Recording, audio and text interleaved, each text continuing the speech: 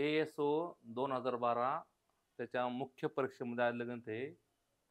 एका माणसाने आपल्या संपत्तीचा 1/7 भाग मूलला दिला. उरलेली संपत्ती त्याने आपल्या मुलांमध्ये समान वाटली. प्रत्येक मुलाच्या वाटणीला आलेली संपत्ती मुलीच्या वाट्यापेक्षा दुप्पट होती. तर त्यांना एकूण किती मुलगे होते? किती मुलगे म्हणजे मुलांची संख्या म्हणजे बॉईज सन किती होते ते काढायचे. पहा आता इकडे एका माणसाने संपत्तीचा 1/7 भाग मुलीला दिला. म्हणजे आपण असं म्हणायचं, त्या माणसाची एकूण संपत्ती ₹1 होती. ₹1 असे मानू. एकूण किती रक्कम होती? X संपत्ती त्यांची होती. म्हणून मुलीचा हिस्सा पहा. त्यांच्या मुलीचा हिस्सा किती आहे? 1/7 भाग म्हणजे 1/7x त्यांनी मुलीला दिले. म्हणून उरलेला हिस्सा म्हणजे त्यांनी त्यांच्या मुलीला 1/7 भाग देऊन टाकला. मग किती उरले बघा बरे? x मधून 1/7x निघून गेले. हा x म्हणजे 1 आहे. मग 1/1 वजा 1/7 हा 1 म्हणजे 1/1. अक्षराला इथे सहगुणक नसेल तर 1 सहगुणक असतो, छेद नसेल तर 1 असतो. मग उत्तर पहा किती होईल? 7 वजा 1/7 उत्तर 6/7. 6/7x एवढी रक्कम आली त्यांच्या सर्व मुलांच्या वाट्याला. आता मुलं किती आपल्याला माहित नाहीत. मग मुलांची संख्या, मुलांचे म्हणजे त्याचे मुलगे म्हणजे त्यांचे सन्स किती आहेत बघा. मुलांची संख्या y मानू. आपल्याला माहित नाही मुलं किती येते, y आहे. मग जी रक्कम शिल्लक राहिली 6/7x त्याला आपण y ने भागलं.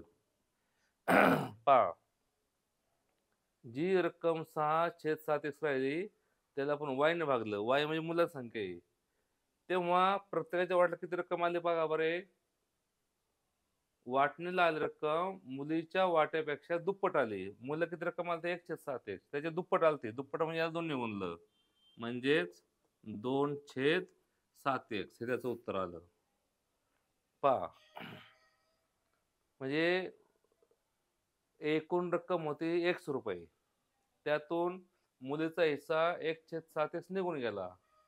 शिल्लक राहिली 6/7x. त्याला किती मुले माहित नाहीत. y मुले आपण मानली. त्याला y ने भागलं. तर जे उत्तर आलंय ते उत्तर किती आलेलं आहे? मुलीचा जो हिस्सा होता तर संपत्ती मुलीच्या वाट्यापेक्षा दुप्पट आली. प्रत्येकाला दुप्पट आलं मुलीपेक्षा. मुलीचा किती हिस्सा आहे? 1/7 आहे. दुप्पट प्रत्येकाला 2/7x. 1/7 ची दुप्पट 2/7. 2/14 म्हणायची नाही. दुप्पट 2 ने गुणायचं. बे के बे होणार 2/7x. आता पहा इकडे आता हे आपण सोडवायचंय. 6/7 बघा नीट. 6/x छेद y बरोबर 2/7x म्हणजे हे कसं होणार माहिती आहे का? आता असं मांडायचं. पहा इकडे सोप्या भाषेत. 6x छेद 7 मुख्य भागिले y म्हणजे y/1. पहा 6x/7 छेद y/1 बरोबर किती आलं?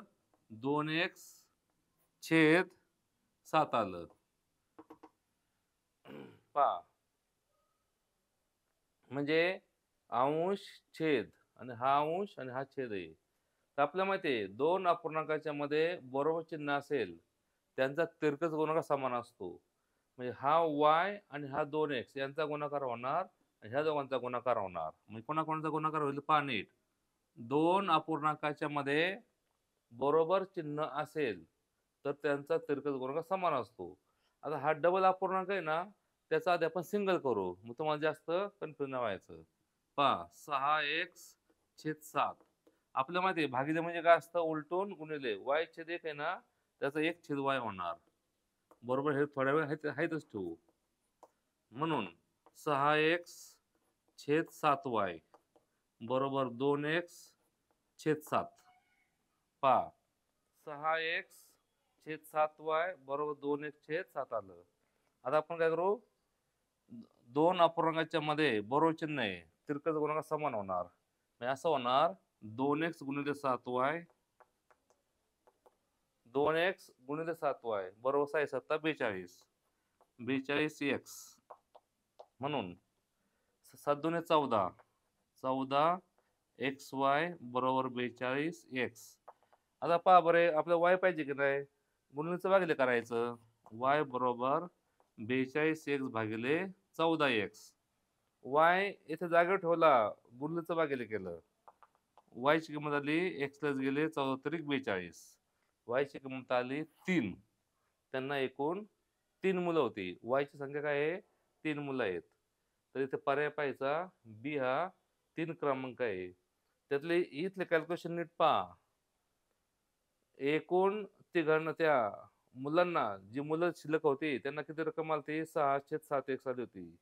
एकूण मुलं आपल्याला माहित नव्हती. वाय मानला 2/7. इथून पुढचं कॅल्क्युलेशन अतिशय काळजीपूर्वक करायचं की हा अंश आहे हा छेद आहे. ह्याचा अंश आणि छेद बनवायचा. 6/1 चा अर्थ असतो 6x/7. 6/7 चा अर्थ काय असतो 6x/7. y म्हणजे y/1. 2 म्हणजे 2x/7 आले. इथे आपण सोपे रूप दिलं ते असं आलं 6x/7y. कारण भागिले म्हणजे उलटून गुणिले असतो. 6x/7y बरोबर 2x/7. मग आता दोन अपूर्णांकाच्या मध्ये बरोबर चिन्ह असेल तर तिरकस गुणाकार समान असतो. ह्या दोघांचा गुणाकार. मग तिरपा गुणाकार मांडला. मग गुणिलेचं भागिले केलं. y ची किंमत 3 आली. मग त्या माणसाला एकूण मुले 3 होती.